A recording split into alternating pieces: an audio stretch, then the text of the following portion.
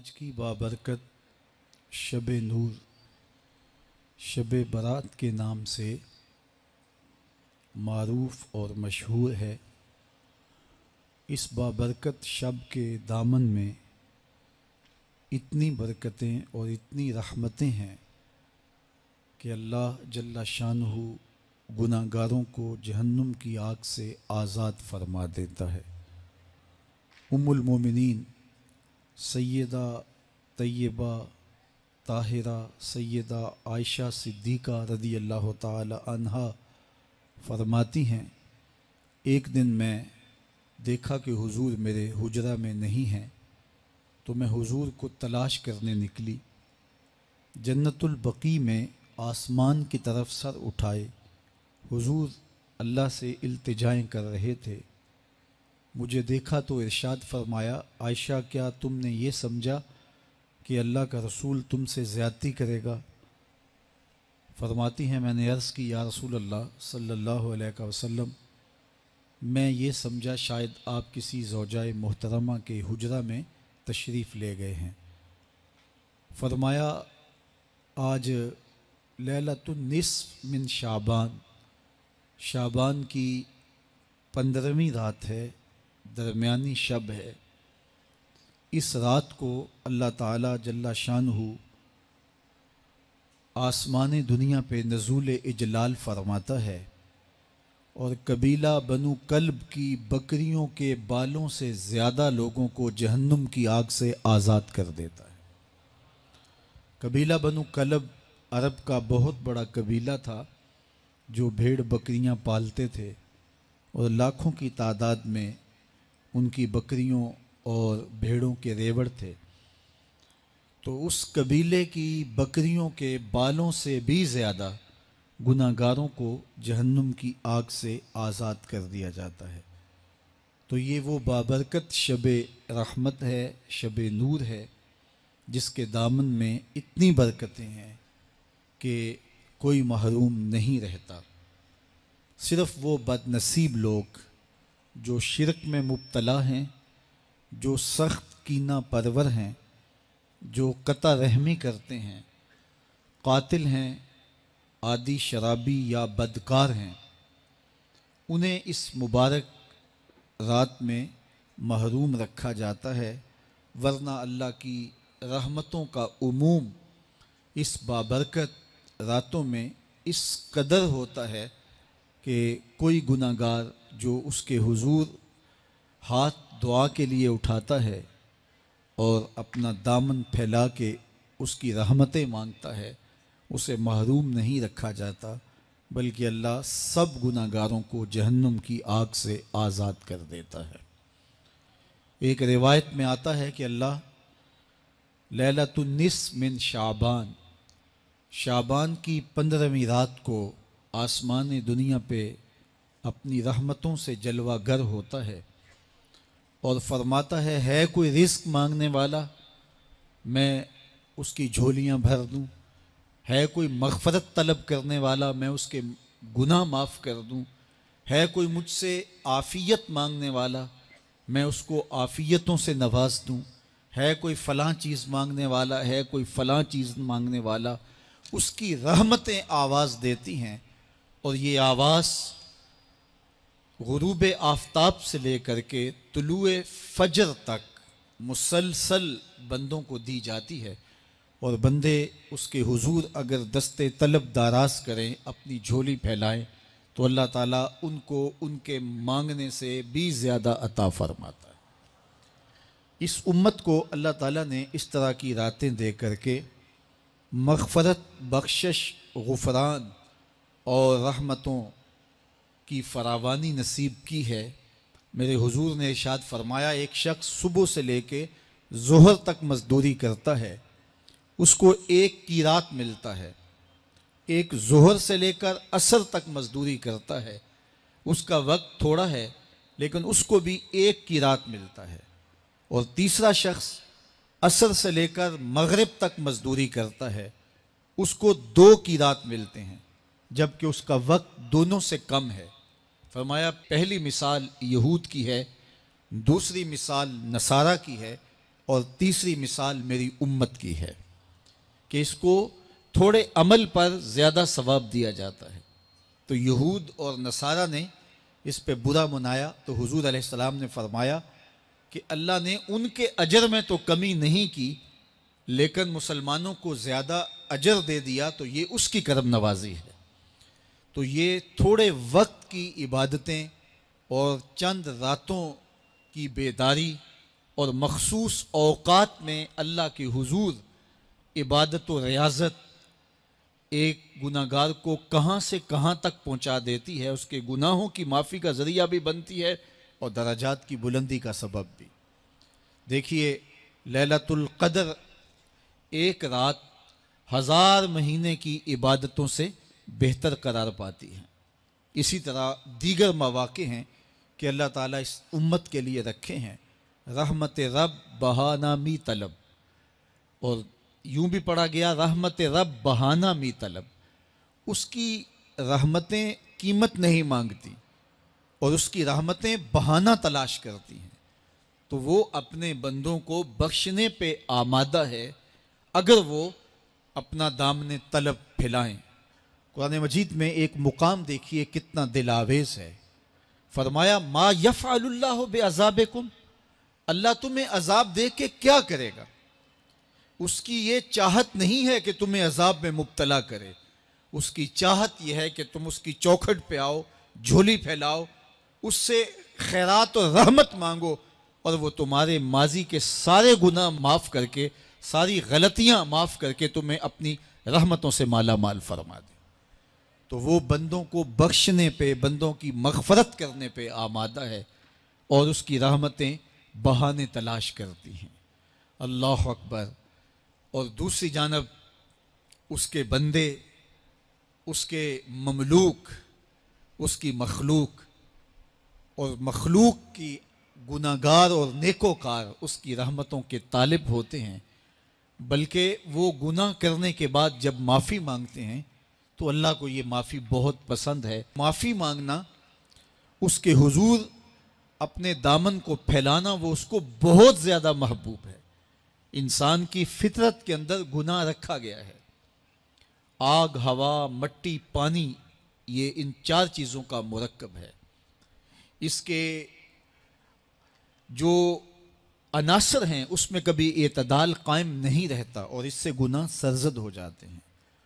گناہ کرنے کے بعد بندے کا اس گناہ پہ اصرار کرنا، اڑ جانا، ضد کرنا، توبہ نہ کرنا، اللہ کو یہ پسند نہیں۔ لیکن اگر اس سے گناہ سرزد ہو جائے تو پھر وہ توبہ کر لے تو اللہ کو یہ بہت زیادہ پسند ہے۔ جو اس سے ہو سکے نیکی وہ اللہ کے حضور پیش کرے، لیکن اس کے اندر جو شر رکھی گئی ہے، اس کے اندر جو قوتیں گناہ کی رکھی گئی ہیں، اس سے اگر اس سے گناہ سرزد ہو جائے تو پھر وہ اللہ سے توبہ کرے، اللہ کی طرف رجوع کرے، تو اللہ اس کی توبہ کو نہ صرف قبول کرتا ہے بلکہ اس کے گناہوں کو معاف کرتا ہے اور گناہوں کو بدل کے نیکیوں میں تبدیل کر دیتا ہے۔ جب گناہ نیکیوں میں تبدیل ہو گئے تو جتنا بڑا گناہ گار تھا اتنا بڑا نیکوکار ہو گیا۔ حضرت سیدنا عمر رضی اللہ تعالیٰ عنہ بازار میں جا رہے تھے تو ایک شرابی نے ہاتھ میں بوتل پکڑی تھی شراب کی، تو حضرت عمر ہاتھ میں درہ رکھتے تھے اور آپ کا جاہ و جلال دیدنیت ہوتا، تو جو ہی حضرت عمر رضی اللہ تعالیٰ عنہ کو اس نے دیکھا تو ڈر گیا اور دل ہی دل میں کہا اے اللہ آج عمر کے قہر سے بچا لے، میں تیری بارگاہ میں سچی توبہ کرتا ہوں، اور جلدی سے شراب کو بغل میں چھپا لیا۔ اتنے میں حضرت عمر سر پہ پہنچ گئے اور گرج کر کڑک کے کہا کہ یہ تیری بغل میں کیا ہے؟ چونکہ اس کو بوتل چھپاتے دیکھا تھا تو وہ ڈر گیا اور ڈرتے ڈرتے کہنے لگا حضرت یہ سرکہ ہے۔ اب تھی تو شراب لیکن ڈرتے ہوئے بولا حضرت سرکہ ہے، تو حضرت عمر نے کہا نکال۔ جب نکالا تو شراب نہیں تھی، واقعی سرکہ بن چکا تھا۔ تو جب اللہ کے حضور کوئی توبہ کرتا ہے اللہ اس کے گناہوں کو بدل کے نیکیوں میں تبدیل کر دیتا ہے۔ حدیث پاک میں آتا ہے کہ قیامت کے دن اللہ ایک شخص کو کہے گا کہ اپنا نامہ اعمال پڑھ، تو وہ نامہ اعمال پڑھنے لگ جائے گا، تو نامہ اعمال کے اندر چھوٹے گناہ بھی ہوں گے، بڑے گناہ بھی ہوں گے، تو اللہ سے حیا کرتے ہوئے، شرم کرتے ہوئے وہ بڑے بڑے گناہوں کو چھوڑتا جائے گا اور چھوٹے چھوٹے گناہوں کو پڑھتا رہے گا۔ جب وہ سارے گناہ پڑھ چکے گا اور کتاب ختم ہوگی تو اللہ تعالیٰ اسے فرمائے گا، میرے بندے تو نے یہ جتنے گناہ پڑھے ہیں میں نے سب کو بدل کے نیکیوں میں تبدیل کر دیا۔ تو بندہ کہے گا، اللہ ابھی تو میرے بڑے بڑے گناہ رہتے ہیں جو میں نے پڑھے ہی نہیں۔ فَضَحِكَ النَّبِيُّ حَتَّى بَدَتْ أَنْيَابُهُ، حضور جب یہ بیان فرما رہے تھے تو حضور اتنا مسکرائے کہ صحابہ نے حضور کی داڑھیں دیکھ لی۔ تو پہلے وہ بڑے بڑے گناہ چھوڑے جا رہا تھا، لیکن جب اللہ فرمائے گا کہ میں تیرے گناہوں کو بدل کے نیکیوں میں تبدیل کر دیا، تو وہ کہے گا ابھی تو بڑے بڑے گناہ رہتے جو میں نے ابھی پڑھے ہی نہیں۔ تو جب کوئی بندہ اس کے حضور توبہ کرتا ہے، اللہ یہ نہیں دیکھتا اس نے گناہ کتنے کیے ہیں، یہ دیکھتا ہے بندہ آیا میری چوکھٹ پہ ہے تو اللہ اس کے پچھلے سارے گناہ معاف فرما دیتا ہے۔ اللہ اکبر۔ میرے اور آپ کے آقا و مولا نے اللہ کے حضور توبہ کرنے اور اس پر اللہ کی خوشی اور اللہ کی خوشنودی کا ذکر کرتے ہوئے ایک مثال بیان فرمائی کہ ایک شخص صحرا میں سفر کر رہا تھا تو وہ ایک درخت کے نیچے دوپہر کاٹنے کے لیے، سستانے کے لیے رک گیا اور درخت کے ساتھ اپنے اونٹ کو باندھ دیا اور خود لیٹ گیا تاکہ دوپہر کاٹ لوں۔ تھوڑی دیر کے بعد جب اس کی آنکھ کھلی تو اس نے کیا دیکھا کہ اونٹ ماں ساز و سامان کے ساتھ غائب ہے۔ اب صحرا میں اونٹ کا گم ہو جانا گویا زندگی چلے جانے کے مترادف ہے۔ تو اس نے دائیں بائیں بھاگ دوڑ کے دیکھا کہ کہیں اونٹ کا نشان مل جائے، لیکن اونٹ کا نشان نہیں ملا۔ تا حد نظر کوئی انسانی آبادی نہیں۔ وہ بھاگا اور تھک ہار کے دوبارہ اسی درخت کے نیچے بیٹھ گیا اور پیاس سے ہلکان ہوا جا رہا تھا اور درخت کے ساتھ ٹیک لگا کے لیٹ گیا اور موت کا انتظار کرنے لگا۔ جن لوگوں نے صحرا کا سفر کیا ہے ان کو اس بات کا اندازہ ہوگا کہ کئی 100 میل تک انسانی آبادی ہی نہیں، اب نہ کچھ کھانے کے لیے بچا نہ کچھ پینے کے لیے بچا، اونٹ بھی غائب ہو گیا، توشہ بھی ساتھ ہی چلا گیا، تو اب ظاہر ہے سیدھی موت ہی نظر آ رہی ہے۔ تو وہ اس درخت کے ساتھ ٹیک لگا کے بیٹھ جاتا ہے اور موت کا منتظر ہوتا ہے۔ تھوڑی دیر کے بعد پھر اس کی دوبارہ آنکھ لگ جاتی ہے۔ جب دوبارہ آنکھ لگتی ہے تو تھوڑی دیر بعد پھر آنکھ کھلتی ہے۔ جب دوبارہ آنکھ کھلتی ہے تو دیکھتا ہے کہ اونٹ جو گما تھا ماں ساز و سامان کے اس کے پاس کھڑا ہے۔ تو صحرا میں اس حالت میں اونٹ کا مل جانا زندگی مل جانے کے مترادف ہے۔ تو وہ اتنا خوش ہوا کہ خوشی کی انتہا نہ رہی، بلکہ مسرتوں کے ہجوم میں درک گیا اور کہنے کیا لگا، اللہم انت عبدی وانا ربک، اے اللہ تو میرا بندہ اور میں تیرا رب۔ کہنا تو یہ تھا کہ تو میرا رب اور میں تیرا بندہ، لیکن مسرتوں کا ہجوم ہی اتنا تھا، خوشیوں کا ہجوم ہی اتنا تھا کہ زبان پہ قابو نہ رہا۔ کسی کے آنے سے ایسے ہوش اڑے ساقی کے، شراب سیخ پہ ڈالی اور بوتل میں کباب۔ کہنا یہ تھا اللہم انت ربی وانا عبدک، لیکن اس قدر خوش ہوا جب بھی تیری قربت کے امکان نظر آئے ہم اتنے خوش ہوئے کہ پریشان نظر آئے۔ تو کہنا یہ تھا کہ اے اللہ تو میرا رب اور میں تیرا بندہ، لیکن خوشیوں کے ہجوم میں وہ کہتا ہے اللہم انت عبدی وانا ربک، اے اللہ تو میرا بندہ اور میں تیرا رب۔ حضور یہ بات بیان کرنے کے بعد صحابہ سے پوچھتے ہیں کہ ذرا بتاؤ اس بندے کو کتنی خوشی ہوئی کہ خوشی میں زبان بھی قابو نہ رہی اور اپنے آپ پہ کنٹرول نہ رہا، اور خوشیوں کے ہجوم میں اسے یہ بھی پتہ نہیں چل رہا کہ وہ کیا بول رہا ہے۔ تو صحابہ نے عرض کی حضور بہت زیادہ اسے خوشی ہوئی۔ تو میرے حضور نے یہ بات کرنے کے بعد ارشاد فرمایا، جس طرح اس کو گما ہوا اونٹ ملا اور اس کی خوشی کی انتہا نہ رہی، تو فرمایا جب کوئی شخص توبہ کرتا ہے اور اللہ کے حضور پلٹ کے آتا ہے، گناہوں سے معافی مانگ کے اس کی دہلیز پہ آتا ہے، میرے حضور نے فرمایا اللہ اس سے بھی زیادہ خوش ہوتا ہے کہ میرا بندہ میری چوکھٹ پہ آ گیا ہے۔ تو وہ یہ چاہتا نہیں کہ اپنے بندوں کو عذاب دوں، وہ خود آگ میں چھلانگے لگائیں تو اس کی مرضی، اگر گناہ سرزد بھی ہو گیا ہے تو کوئی بات نہیں، معافی مانگ لی جائے۔ آپ نے نام سنا ہوگا محمود غزنوی اور ایاز کا، ان کا باہم محبت کا رشتہ بہت گہرا تھا۔ ایاز ٹوٹ کے چاہتا تھا بادشاہ کو، اب دیگر مصاحبین حسد کرتے تھے، بغض رکھتے تھے، وہ کہتے تھے یہ کوئی کیا اس میں کرشمہ اور کمال ہے کہ بادشاہ اس کو اتنا ہی چاہتا ہے۔ تو بادشاہ جب ان وزراء کا، مشیروں کا حسد حد سے بڑا ہوا دیکھا تو ایک دن سب کو اپنے دربار میں حاضر کیا۔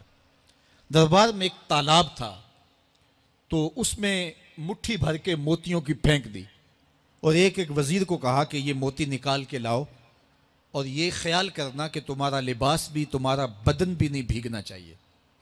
تو سب نے کہا کہ یہ عجیب بات ہے کہ حوض کی تہہ سے موتی نکال کے لائیں اور لباس بھی نہ بھیگے اور بدن بھی نہ بھیگے، یہ تو لازمی ہوگا۔ پھر دوسرے وزیر کو کہتا کہ یہ موتی نکال کے لاؤ، تمہارا لباس بھی نہیں بھیگنا چاہیے، تمہارا بدن بھی نہیں بھیگنا چاہیے۔ تو وہ آگے سے حجت کرتا یہ کیسے ہو سکتا ہے کہ بدن بھی اور لباس بھی نہ بھیگے اور موتی بھی نکال لاؤں؟ تیسرے کو، چوتھے کو، پانچویں کو، ہر ایک آگے سے حجت کرے، یہ کیسے ہو سکتا ہے؟ پھر ایاز آ گیا، تو بادشاہ نے ایاز کو کہا کہ یہ موتی نکال کے لانے ہیں اور تمہارا لباس بھی اور تمہارا بدن بھی نہیں بھیگنا چاہیے۔ ایاز نے فوراً چھلانگ لگائی اور موتی نکالے۔ جب باہر نکلا تو بدن اور لباس پانی سے نچڑ رہا تھا، تو ایسے موتی بادشاہ کو پیش کیے اور بدن کپ کپا رہا تھا۔ تو بادشاہ بڑے غصے سے کہا کہ ایاز تمہارا بدن بھیگ گیا، تمہارے کپڑے بھی بھیگ گئے، میں نے کہا تھا لباس بھی نہیں بھیگنا چاہیے، کپڑے بھی نہیں بھیگنے چاہیے۔ تو ایاز بڑی لجاجت سے عرض کرنے لگا، بادشاہ سلامت، آپ کے دو حکم تھے، ایک یہ کہ موتی نکال کے لانے ہیں، دوسرا حکم یہ تھا کہ لباس اور کپڑے بھیگنے نہیں چاہیے۔ تو ایک حکم میں نے پورا کر دیا ہے، دوسرے کی معافی چاہتا ہوں۔ تو صاحب، اللہ نے حضرت انسان کے سینے میں جذبات کا ایک جہاں آباد کیا ہے، شیطان کو بھی انسان کے پیچھے لگا دیا، اس کی آزمائش کے لیے، اس کے امتحان کے لیے۔ نفس بھی اس کے اندر موجود ہے، اور دوسری جانب اس کو گناہوں سے منع بھی کیا اور نیکی کی تلقین بھی کی۔ اب کتنی مشکل زندگی ہے حضرت انسان کی، آئی جان شکنجے اندر جویں ویلنے دے وچ گنا، کتنی مشکل زندگی ہے۔ خواہشیں ہیں کہ آوارہ ہیں، آرزویں ہیں کہ بے قابو ہیں، اور دوسری جانب اللہ کا حکم ہے۔ اب کیا کرے؟ تو گناہ کرنے کے بعد پھر اللہ کے حضور توبہ کر لے، جو ممکن ہو وہ نیکی کرے، اور گناہ سے مقدور بچنے کی کوشش کرے، لیکن بشری تقاضوں کے تحت اگر اس سے گناہ کبھی سرزد ہو جائے تو اس پر اکڑے نہ اور اس پہ مصر نہ رہے، اس پہ اصرار نہ کرے، بلکہ فوراً اللہ کے حضور توبہ کرے۔ گناہ کرنے کے بعد بندہ جب توبہ کرتا ہے، التائب من الذنب کمن لا ذنب لہ، تو وہ ایسے ہوتا ہے جس طرح اس نے گناہ کیا ہوا ہی نہیں۔ بندہ 100 بار گناہ کر کے توبہ کرے، اللہ 100 بار معاف فرما دیتا۔ وہ کریم ہے، 70 ماؤں سے زیادہ پیار کرتا ہے۔ تو بندے اس کی دہلیز پہ جب توبہ کرتے ہیں، رجوع کرتے ہیں اور اس سے معافی مانگتے ہیں، تو وہ یہ نہیں دیکھتا کہ یہ گناہ گار کتنا بڑا ہے، وہ یہ دیکھتا ہے کہ یہ میری دہلیز پہ آیا ہے اور اس کے ما قبل کے سارے گناہ معاف بھی کرتا ہے، بلکہ گناہوں کو بدل کے نیکیوں میں بھی تبدیل کر دیتا ہے۔ آئیے اب قرآن مجید میں ان لوگوں کی کہانی بھی پڑھیے جو اپنی زندگی کو اپنے مالک کے نام لگا چکے ہیں، اور ان سے اگر کوئی معاملہ سرزد ہو جاتا ہے تو وہ کس قدر اللہ سے ڈرتے ہیں۔ والذین یؤتون ما آتوا وقلوبہم وجلہ انہم الی ربہم راجعون، فرمایا کہ وہ لوگ جب ان سے کوئی خطا سرزد ہو جاتی ہے، کوئی گناہ ہو جاتا ہے، تو ان کے دل لرز جاتے ہیں، خوف خدا سے وہ کانپنے لگ جاتے ہیں۔ انہم الی ربہم راجعون، تو وہ اپنے رب کی طرف رجوع کرنے والے ہوتے ہیں۔ اگر ان سے کبھی کوئی گناہ سرزد ہو جائے، ان سے کوئی غلطی سرزد ہو جائے، تو پھر اس پہ ضد نہیں کرتے، اس پر مصر نہیں ہو جاتے، اس پر حجتیں اور دلیلیں نہیں لاتے، بلکہ وہ کیا کرتے ہیں، فوراً اللہ کے حضور رجوع کرتے ہیں اور معافی مانگتے ہیں۔ اور اللہ کو یہ بہت پسند ہے کہ کوئی مجھ سے معافی مانگے، اور اللہ انہیں معاف کر دیتا ہے۔ اللہ اکبر۔ حضرت عبداللہ ابن مسعود رضی اللہ تعالیٰ عنہ فرماتے ہیں کہ مومن کی یہ شان ہے کہ جب وہ گناہ کر بیٹھے تو وہ یوں محسوس کرتا ہے جس طرح پہاڑ تلے آ گیا ہے۔ یہ اس کی کیفیت ہے کہ گناہ کرنے کے بعد، نافرمانی کرنے کے بعد اس کا دل لرز اٹھتا ہے۔ وَقُلُوبُهُمْ وَجِلَةٌ، ان کے دل خوف خدا سے لرزنے لگ جاتے ہیں کہ ہم سے یہ گناہ کیوں سرزد ہو گیا، یہ تو اللہ کی ناراضگی کا سبب ہے۔ تو حضرت عبداللہ ابن مسعود فرماتے ہیں یوں محسوس کرتے ہیں جس طرح پہاڑ تلے آ گیا ہے اور پہاڑ ابھی گر جائے گا اور انہیں کچل دے گا، تو وہ جلدی جلدی تلافی کرتے ہیں، توبہ کرتے ہیں، رجوع اللہ کرتے ہیں تاکہ ہمارا گناہ معاف ہو جائے۔ اور منافق کی مثال بھی بیان کی گئی، جب وہ گناہ کرتا ہے تو یوں محسوس کرتا ہے جیسے بدن پہ مکھی بیٹھی تھی، ہلکے اشارے سے اڑا دی۔ سویر سے لے کر شام تک کتنی بار ہم اپنے بدن پہ بیٹھی مکھیاں اڑا دیتے ہیں اور ہمیں شام کو یاد بھی نہیں ہوتا کہ یہ عمل ہم نے کتنی بار کیا ہے۔ میں اور آپ اپنے اندر اتر کر کے دیکھ سکتے ہیں ہماری کیفیت باطن کیا ہے۔ نمازیں چھوڑی، جھوٹ بولا، غیبت کی، چغلی کی، کسی کا دل دکھایا، کسی کو تکلیف دی، گالی گلوچ کیا، سب و شتم کیا، سویر سے شام تک کیا کیا گناہ کیے، کبھی خیال بھٹکے، کبھی سوچیں آوارہ ہوئیں، کبھی نگاہوں نے بدکاریاں کی، کبھی زبان نے جرم کیے، اور شام کو ہمیں یاد بھی نہیں ہوتا کہ آج ہم نے کیا کیا جرائم کیے، آج ہم نے کیا کیا گناہ کیے۔ اگر ہماری یہ کیفیت ہے تو یہ عملی نفاق ہے کہ بدن پہ مکھی بیٹھی اور اڑا دی۔ اور اگر ہماری کیفیت یہ ہے کہ گناہ کے بعد یہ محسوس ہوتا ہے کہ ہم پہاڑ تلے آ گئے ہیں اور اللہ کی ناراضگی ہم نے مول لے لی ہے اور جلدی جلدی توبہ کر کے رجوع کرنے کی جانب بڑھتے ہیں، تو پھر مبارک ہو، نہیں تو مجھے اور آپ کو اپنا محاسبہ کرنا چاہیے۔ ہمارے دلوں پر زنگ چڑھ گئے ہیں اور ہماری کیفیت یہ ہو گئی ہے کہ گناہ کرنے کے بعد بھی ہم ڈٹے رہتے ہیں، جبکہ زندگی اصحاب رسول کی دیکھیے ان سے بھی کبھی کوئی خطا سرزد ہو جاتی تو وہ فوراً اس گناہ کی تلافی کے لیے حضور کی بارگاہ میں حاضر ہو جاتے۔ حضرت ابو لبابہ رضی اللہ تعالیٰ عنہ نے اپنے آپ کو مسجد نبوی کے ستون کے ساتھ بندھوا دیا اور کہا کہ جب تک میری معافی نہیں ہوگی تب تک اپنے آپ کو کھلواؤں گا نہیں۔ اور پھر جب ان کی بخشش کا اعلان ہوا تو پھر حضور کے ہاتھوں سے اپنے آپ کو انہوں نے کھلوایا۔ ایک خاتون حضور کی خدمت میں حاضر ہوئی اور عرض کی یا رسول اللہ صلی اللہ علیہ وسلم، مجھ سے بدکاری سرزد ہو گئی ہے اور میرے پیٹ میں بچہ ہے اور میں چاہتی ہوں کہ آخرت کی سزا کی بجائے دنیا کے اوپر اس کی سزا مجھے دے دی جائے تاکہ میں پاک ہو جاؤں اور صاف ہو جاؤں، کیونکہ آخرت کی سزائیں بہت سخت ہیں۔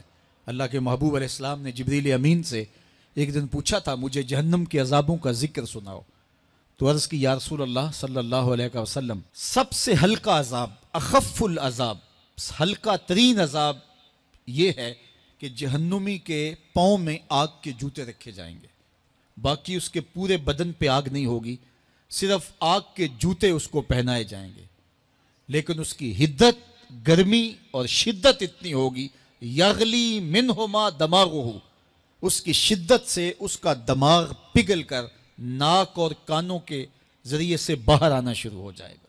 یہ سب سے ہلکے عذاب کی کیفیت ہے، اور جو عذاب سخت ہیں الیاذ باللہ، اللہ تعالیٰ قرآن مجید میں فرماتا ہے ثم لا یموت فیہا ولا یحیا، اس بڑے عذاب کا ذکر کیا جو جہنمیوں کو دیا جائے گا، فرمایا اس عذاب کی کیفیت یہ ہوگی بندہ نہ جیے گا نہ مرے گا۔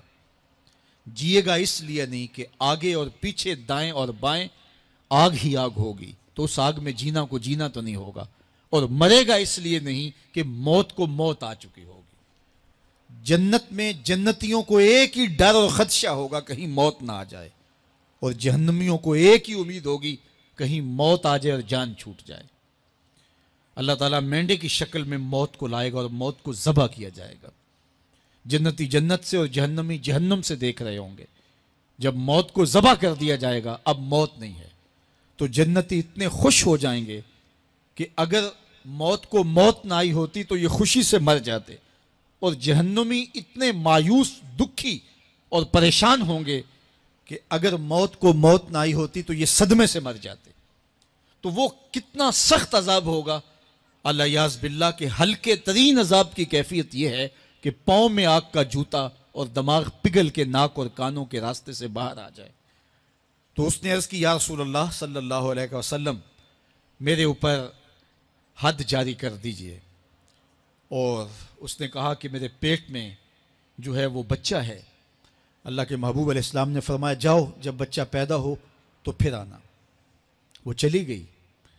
تو جب بچہ پیدا ہوا تو گود میں اٹھائے پھر حضور کی خدمت میں حاضر ہوئی اور عرض کی یا رسول اللہ یہ ہے بچہ جو میں نے گناہ کیا تھا، بدکاری کی تھی، آج یہ اس کی نشانی ہے.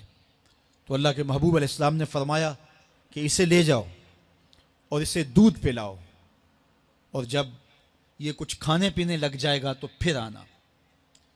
تو تھوڑی دیر کے بعد، کچھ دنوں کے بعد وہ دوبارہ حاضر ہوئی اور اس نے اس بچے کے ہاتھ میں روٹی کا ٹکڑا دیا ہوا تھا اور عرض کی یا رسول اللہ دیکھ لیجئے اب یہ روٹی کھانے لگ گیا ہے. اللہ اکبر. تو اللہ کے محبوب نے فرمایا انہیں لے جاؤ اور جا کے انہیں سنگسار کر دو. اس کی یہ حد بنتی تھی. اس کو سنگسار کیا اور اس نے خود یہ سزا اپنے لیے قبول کی. مائز ابن مالک اسلمی عرض کی یا رسول اللہ طہرنی، مجھے پاک کر دیجئے. میرے حضور نے فرمایا جاؤ اللہ سے معافی مانگو. وہ گئے اور معافی مانگی. بے چینی اتنی تھی پھر آ گئے اور عرض کی طہرنی یا رسول اللہ، حضور مجھے پاک کر دیجئے. فرمایا جاؤ اللہ سے معافی مانگو. وہ گئے، معافی مانگی، پھر پلٹ آئے. تیسری مرتبہ، چوتھی مرتبہ. آقا کریم نے فرمایا فیما اطہرک کا، تمہیں کہا اللہ سے معافی مانگو، کریم ہے معاف کر دے گا، تم پھر پلٹ آتے ہو، تمہیں کس جرم سے پاک کروں؟ قال من الزنا، عرض کی مجھ سے بدکاری ہو گئی ہے اور میں چاہتا ہوں کہ دنیا پر فارغ ہو جاؤں. حضور نے فرمایا کہ اس کا توازن عقلی تو ٹھیک ہے. عرض کی حضور صحیح الحواس ہے. کہا کہ یہ نشے میں تو نہیں کہہ رہا، کسی نے اٹھ کے منہ سونگا. کہا حضور ایسی بات بھی نہیں ہے. فرمایا تم سوچ لو کیا کہہ رہے ہو. کہا حضور جو میں کہہ رہا ہوں وہ سچ کہہ رہا ہوں، مجھ سے گناہ سرزد ہو گیا اور میں چاہتا ہوں کہ دنیا پر ہی فارغ ہو جاؤں. اللہ کے محبوب علیہ السلام نے فرمایا کہ انہیں سنگسار کر دو. مائز ابن مالک اسلمی کو سنگسار کر دیا گیا. جب ان کا جنازہ اٹھا تو حضور بھی جنازے کے جلوس میں تھے. کسی کی زبان سے نکلا لو مائز نے گناہ کیا تھا. بس یہ بات سننے کی دیر تھی، اللہ کے محبوب کے چہرے پہ جلال آ گیا. فرمایا خبردار اگر کسی نے میرے مائز پہ بات کی. میرے مائز نے ایسی سچی توبہ کی ہے اگر روئے زمین کے تمام مسلمانوں میں بانٹ دی جائے لکفاہم، سب کی مغفرت ہو جائے، کہ انہوں نے اپنے آپ کو خود پیش کیا ہے. اب مائز ابن مالک کا جنازہ اللہ کے رسول نے خود پڑھایا، بلکہ مسلم کتاب الحدود میں ہے کہ ان کے جنازے کے دوسرے دن یا تیسرے دن حضور ان کے ہاں تشریف لے گئے. اور جب آقا گئے وہم جلوسن، تو لوگ وہاں بیٹھے ہوئے تھے. تو میرے آقا نے فرمایا استغفروا لمائز، مائز کے لیے بخشش اور مغفرت کی دعا کرو. تو یہ بات ذہن نشین کیجئے کہ یہ وہ لوگ تھے کہ جن سے کبھی کوئی گناہ سرزد ہو جاتا تو وہ جلد توبہ کرتے، اور اس کی بڑی سے بڑی حد اور سزا بھی ہوتی تو وہ بھی کاٹنے کے لیے تیار ہو جاتے. میں اور آپ دیکھیں کہ ہماری زندگی میں اگر گناہ ہیں اور ہمیں سچی توبہ کی توفیق بھی نصیب نہیں ہے تو پھر ہم سوچ لیں کہ ہم کہاں کھڑے ہیں. دیکھیے اللہ دلوں کے بھید جانتا ہے. سچی توبہ یہ ہے کہ جو کیے پر ندامت ہو اور آئندہ نہ کرنے کا عزم مصمم ہو، پکا ارادہ ہو کہ یہ گناہ زندگی میں دوبارہ نہیں کروں گا. الگ بات ہے کہ پھر دوبارہ اس سے سرزد ہو جائے، لیکن جب وہ توبہ کر رہا ہو تو اس وقت اس کا پختہ عزم ہو اور اس کے دل کے کسی گوشے میں نہ ہو کہ چلو میں توبہ کر لیتا ہوں اور پھر ہو گیا تو پھر کر لوں گا. پکا عزم ہو کہ دوبارہ یہ گناہ نہیں کروں گا. اور اگر زبان سے توبہ توبہ کر رہا ہو اور دل میں ہو کہ ٹھیک ہے یہ تو صبح بھی مجھ سے عمل بد سرزد ہونا ہے، تو اللہ تعالیٰ سے یہ مذاق کرنے والی بات ہے. اور اللہ تعالیٰ سے جو مذاق کرتا ہے وہ کہاں کھڑا ہے وہ خود سوچ لے. وہ کیا کسی نے کہا تھا کہ توبہ کی پھر توبہ کی، پھر توبہ کر کے توڑ دی، میری اس توبہ پہ توبہ توبہ توبہ کر اٹھی. تو ایسی توبہ نہیں ہے کہ جو رسماً کسی مجلس میں چلے گئے، کسی اجتماع میں چلے گئے تو سب لوگوں نے توبہ توبہ کی تو وہ بھی توبہ توبہ کرتا رہا، لیکن اس کا عزم مصمم پختہ ارادہ نہیں تھا گناہوں کو چھوڑنے کا، تو یہ توبہ نہیں، یہ مذاق ہے۔ اس لیے اللہ کے حضور سچی توبہ یہ ہے کہ ما قبل کے گناہوں سے ندامت پیدا ہو جائے اور سچے دل سے ارادہ کیا جائے، پختہ عزم کیا جائے کہ دوبارہ میں یہ گناہ نہیں کروں گا۔ یہ الگ بات ہے کچھ عرصے بعد اس سے پھر سرزد ہو جائے، پھر وہ گناہ ہو جائے، تو پھر وہ پکی توبہ کرے، تو 100 بار بھی گناہ کرے گا، 100 بار بھی توبہ کرے گا، اللہ 100 بار قبول کرے گا۔ لیکن اندت توبہ اس کا عزم مصمم ہونا چاہیے، اس کا عزم پختہ ہونا چاہیے۔ محض لفظوں سے توبہ توبہ پکارنا اور دل توبہ نہ کر رہا ہو اور دل عزم مصمم نہ رکھتا ہو تو یہ توبہ نہیں ہے۔ اس لیے سچی توبہ اللہ کے حضور اپنے گناہوں کی پیش کرنی، یہ اہل ایمان کا طریقہ ہے۔